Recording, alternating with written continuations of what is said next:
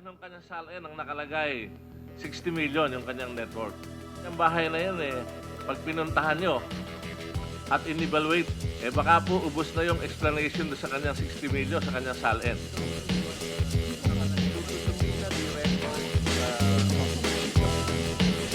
Today on Rappler, former Makati city officials say Vice President Binay used fronts to buy properties and rig bids for city projects. U.S. President Obama urges nations to fight terrorists, and the Philippines offers to help the U.S. fight ISIS. Hello, I'm Maria Ressa. Welcome to Rappler, your social news network.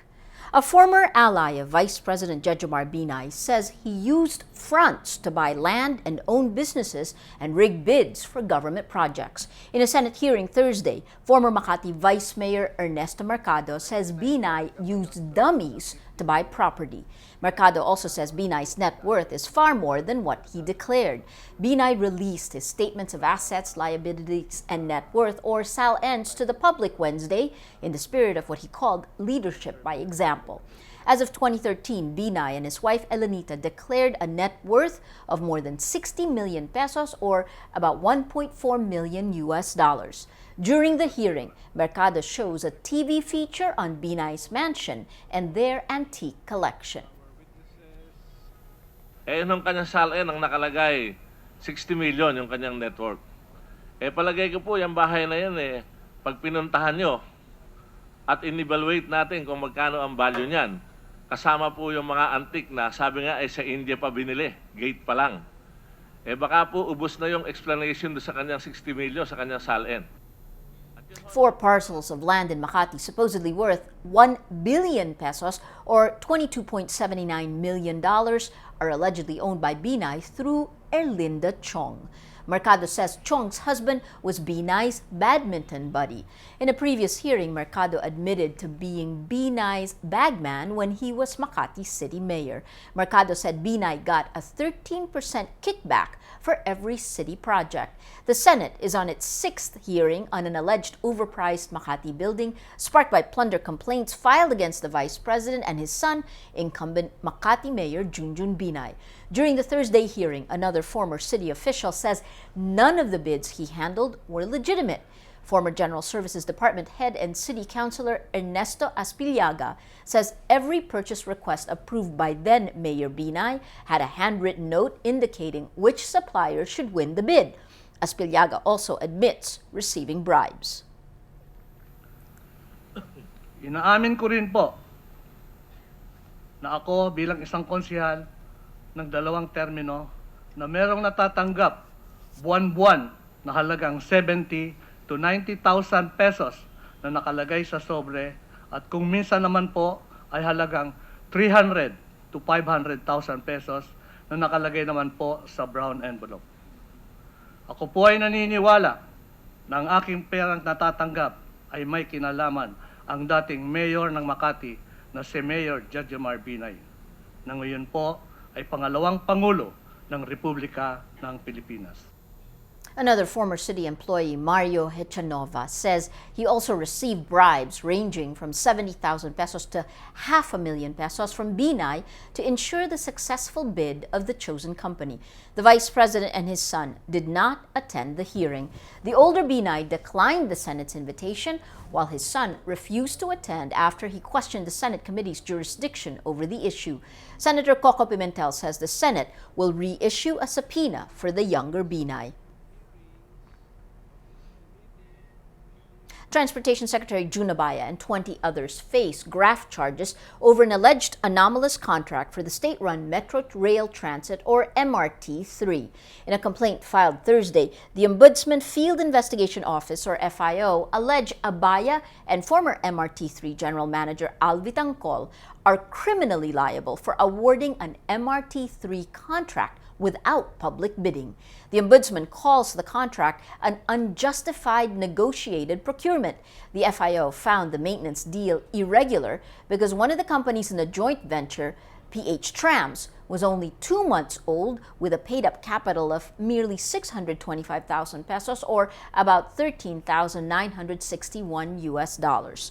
The probe body also found that Vitangcol is related to one of the incorporators of PH Trams, his wife's uncle Arturo Soriano. ABAYA also faces administrative charges for grave misconduct, while Vitangcol faces criminal charges for violating the procurement law. In June, Vitangcol was also sued over an alleged bribery attempt involving an MRT-3 expansion project.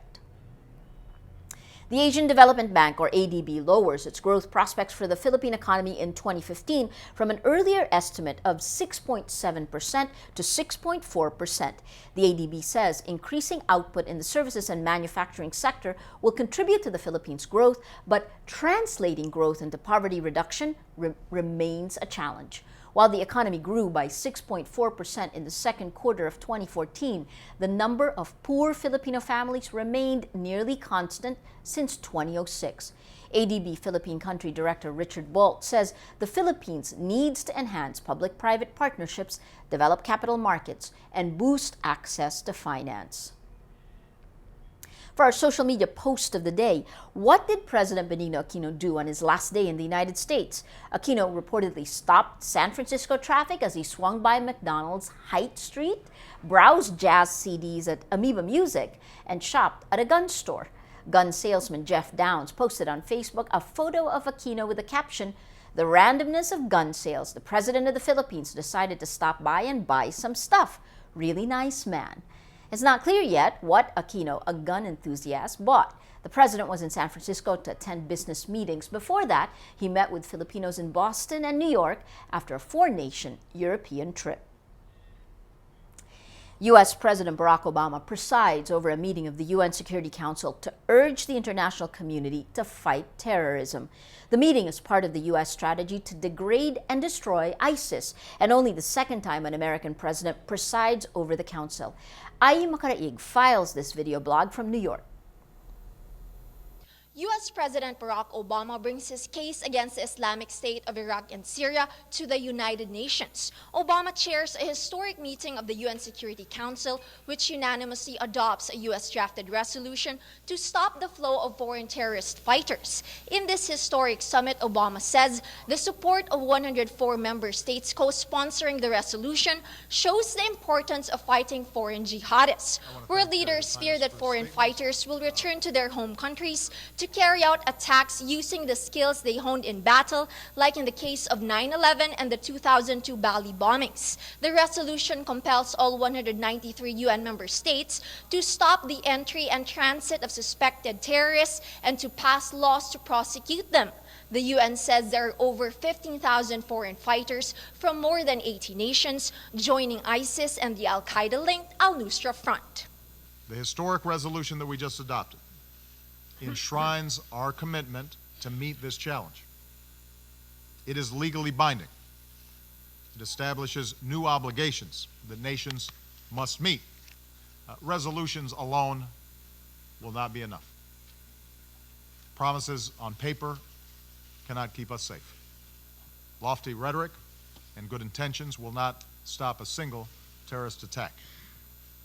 The words spoken here today must be matched and translated into action. The discussion also touches on the role of Southeast Asian nations like Indonesia and Malaysia in combating ISIS. Australian Prime Minister Tony Abbott says it's crucial that the leaders of these Muslim-majority nations stress that ISIS is anti-Islam. World leaders also discuss the need to improve the economic and social conditions, especially for the Arab youth, as part of the anti-ISIS strategy. Missiles may kill terrorists, but good governance kills terrorism. Free and independent societies, free from suffering, oppression, and occupation. This is what will kill terrorism. With the difficulty in enforcing UN resolutions, Obama says delegates must take concrete steps to fight terrorism. He says only international cooperation can dismantle what he calls the network of death. Makati, Rappler, United Nations. The Philippines offers to help the United States fight jihadist group ISIS or the Islamic State of Iraq and Syria. Foreign Secretary Albert Del Rosario will meet with U.S. State Department officials to discuss the offer and what form of assistance could be needed. This comes after U.S. President Barack Obama urged world leaders to join the fight against ISIS. Obama said more than 40 nations offered to join the coalition. In 2003, the Philippines joined the U.S. coalition against Iraq, but pulled out its contingent to save a kidnapped migrant worker's life. ISIS remains a threat to the Philippines. In June, Rappler reported ISIS is boosting its membership in Southeast Asian countries. At least 3 Filipinos reportedly died fighting with the group. Video uploaded on YouTube shows rebels from the Abu Sayyaf and the Bangsamoro Islamic Freedom pledging allegiance to ISIS. United Nations Secretary General Ban Ki-moon orders a review of the UN's peacekeeping operations following attacks on its missions around the world. Speaking at the opening of the UN General Debate in New York Wednesday, Ban cites the challenges faced by its personnel in hostile environments. He adds, from barrel bombs to beheadings, from the deliberate starvation of civilians to the assault on hospitals, UN shelters and aid convoys, human rights and the rule of law are under attack. His announcement comes after the controversy surrounding last month's standoff between Filipino troops and Syrian rebels in the Golan Heights. Philippine military officers said they approved the peacekeepers' plan to defy the orders of the UN mission's commander to surrender their weapons to the Syrian rebels. UN peacekeeping missions were the target of several attacks in the past months. Last week, 5 Chadian peacekeepers in Mali were killed and 5 others injured when an explosive device hit their vehicle. Sierra Leone orders the quarantine of more than 1 million people in the largest lockdown in West Africa's deadly Ebola outbreak. In a televised address, Sierra Leone's President Ernest Bai Koroma says 3 districts and 12 tribal chiefdoms will be sealed off. With the eastern districts of Kanema and Kailahun already under quarantine, more than 1/3 of the population of 6 million are not able to move freely. The World Health Organization says the deadliest Ebola epidemic on record infected almost 6,000 people in West Africa and killed nearly half. Let's now look at Rappler's Wrap for today, a list of the 10 most important events around the world you shouldn't miss. At number 2, the United States bombed oil refineries controlled by ISIS or the Islamic State of Syria and Iraq Wednesday.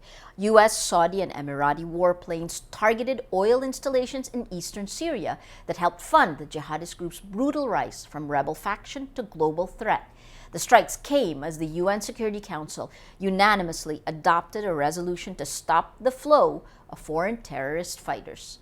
And at number 6, a former top Chinese economic planning official went on trial Wednesday for taking bribes. Liu Chenin, the former deputy director of China's National Development and Reform Commission, was indicted for taking $5.8 million in bribes. The bribes were taken as cash and gifts for his son, including a villa in Beijing and a Porsche. In return, Liu granted project approvals to businessmen and helped secure car dealerships. For the full top 10, visit Rappler.com's The Wrap. Every story on Rappler has a mood meter, which gives you 8 emotions to choose from.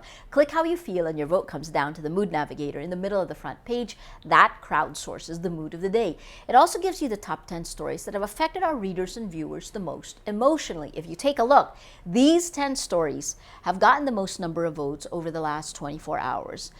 Interestingly, today we have more on the Binay story. From 2.5 million to 60 million, how Vice President Binay amassed his wealth.